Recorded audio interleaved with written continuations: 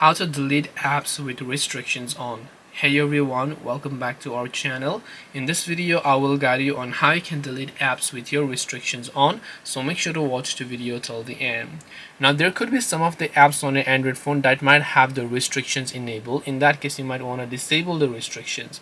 And to do this, first of all, if you want to delete those apps, you have to first disable the restrictions depending upon from where they have added. Sometimes they could have been added from this digital well-being and parental controls, where there could be the option called screen time and so on. So you might have to disable those, and then after you disable it only, you will be able to go ahead and then delete the application that you are no longer using here by just tapping the uninstall button.